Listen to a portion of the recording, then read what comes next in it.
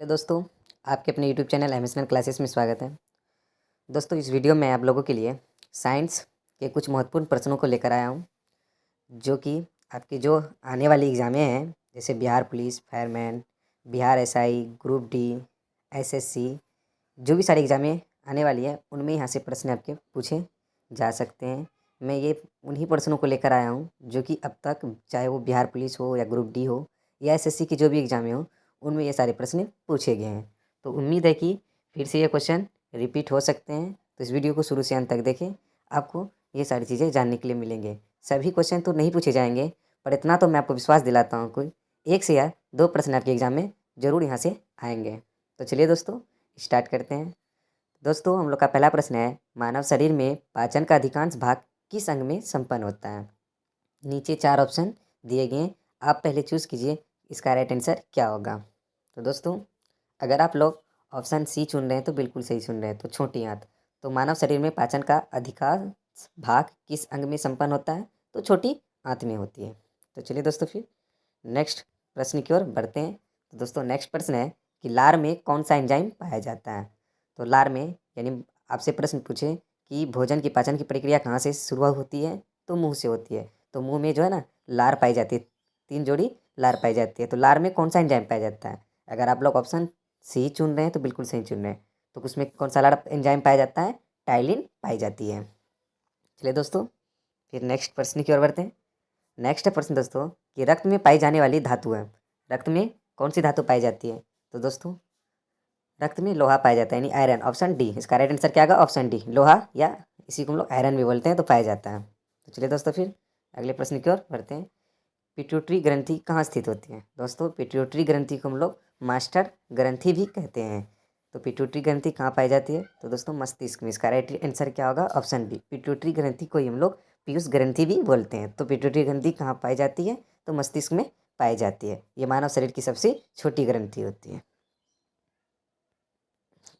दोस्तों, नेक्स्ट प्रश्न है, टिबिया नामक हड्डी किस में पाई जाती है? तो टिबिया नामक हड्डी किस में पाई जाती है? तो टांग में। इसका राइट आंसर क्या होगा? ऑप्शन बी, टांग में पाई जाती है। नेक्स्ट प्रश्न है दोस्तों, मानव शरीर की सबसे लंबी हड्डी है, तो इनमें से किसे मानव शरीर की सबसे लंबी हड्डी कहा जाता है? तो मानव शरीर की जो सबसे लंबी हड्डी होती है वो कहाँ की होती है? जांघ की होती है। उसे क्या कहते हैं हम लोग? फीमर कहते हैं। तो इसका राइट आंसर क्या होगा? ऑप्शन सी।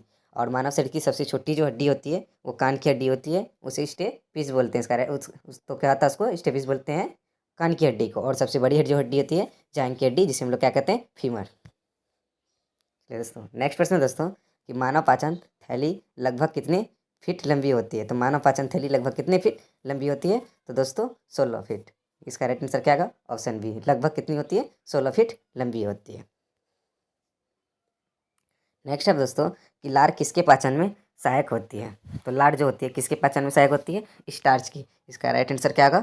Option B. इसका राइट आंसर क्या होगा? Option B. तो लार किसके पाचन में सहायक होती है? स्टार्च के पाचन में सहायक होती है।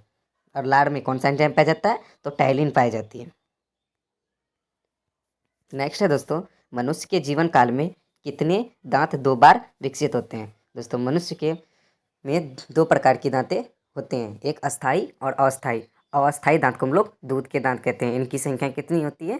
तो 20 होती है। और जो अस्थाई होती है उनकी संख्या कितनी होती है? 32 होती है। तो मनुष्य के जीवन काल में कितने दांत 2 बार विकसित होते हैं? तो 20। इसका राइट आंसर क्या होगा? Option C. अगर आप लोग ऑप्शन सी चुन रहे हैं तो बिल्कुल सही चुन रहे हैं। दोस्तों, अगर ये क्वेश्चन आपको अच्छे लग रहे हैं और लग रहे हैं कि बिल्कुल की एग्जाम में पूछे जा सकते हैं और आपके काफ़ी फायदेमंद है, तो दोस्तों चैनल को सब्सक्राइब जरूर कर दीजिएगा और बेल आइकन को दबाना ना भूलें। तो दोस्तों, नेक्स्ट प्रश्न हम लोग का कि मानव शरीर का रक्त बैंक किसे कहा जाता है? मानव शरीर का रक्त बैंक किसे कहा जाता है? तो दोस्तों, प्लीहा को। इसका राइट आंसर क्या होगा? Option A. अगर आप लोग ऑप्शन ए चुन रहे तो बिल्कुल सही चुन रहे हैं। तो मानव शरीर का रक्त बैंक किसे कहा जाता है? प्लीहा को कहा जाता है। नेक्स्ट है दोस्तों, श्वेत रक्त कण WBC का मुख्य कार्य क्या है? दोस्तों, WBC का मुख्य कार्य है हमारे शरीर में जो भी रोगाणु विषाणु उत्पन्न होते हैं उसे नष्ट करने का। तो हमारे ये तरह से क्या करते हैं? रोग प्रतिरोधक क्षमता धारण करते हैं। तो इसका राइट आंसर क्या है? ऑप्शन सी होगा। WBC का कार्य क्या है? रोग प्रतिरोधक क्षमता धारण करना।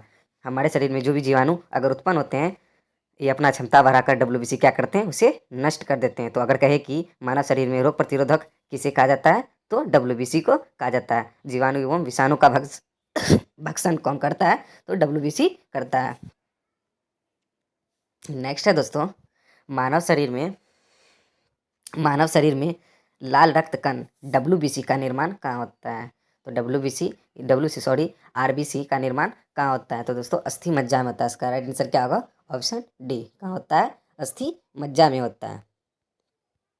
नेक्स्ट है दोस्तों, हीमोग्लोबिन किसका महत्वपूर्ण घटक है? तो हीमोग्लोबिन किस में पाया जाता है दोस्तों? RBC का। इसका राइट आंसर क्या होगा? Option A. RBC का प्रमुख घटक है। और मानव शरीर में रक्त का थक्का कौन नहीं बनने देता है? तो दोस्तों प्लेटलेट्स शरीर में रक्त का थक्का नहीं देता बनने के लिए। तो नेक्स्ट है दोस्तों, पाचन क्रिया में प्रोटीन किस पदार्थ में बदल जाते हैं? तो पाचन क्रिया में प्रोटीन पाचन के फलस्वरूप किस में बदल जाते हैं? तो एमिनो अम्ल में। इसका राइट आंसर क्या होगा? Option C. अगर आप लोग ऑप्शन सी चुन रहे हैं तो बिल्कुल सही चुन रहे हैं। नेक्स्ट है दोस्तों, पेसमेकर का संबंध किससे है? तो पेसमेकर का संबंध किससे है? तो दोस्तों अगर आप लोग ऑप्शन सी चुन रहे हैं तो बिल्कुल सही चुन रहे हैं। पेसमेकर का संबंध हृदय से है। किससे है? हृदय से। नेक्स्ट है दोस्तों, सोते समय रक्त दाब में क्या परिवर्तन होता है? ऑप्शन ए है बढ़ता है, ऑप्शन बी है घटता है, ऑप्शन सी पहले बढ़ता है फिर घटता है, पहले घटता है फिर बढ़ता है। तो इसका राइट आंसर क्या होगा? तो दोस्तों सोते समय रक्त दाब में क्या होता है? पहले बढ़ता है फिर घटता है। इसका राइट आंसर क्या होगा? Option C. इसका राइट आंसर क्या होगा? Option C. पहले बढ़ता है फिर घटता है।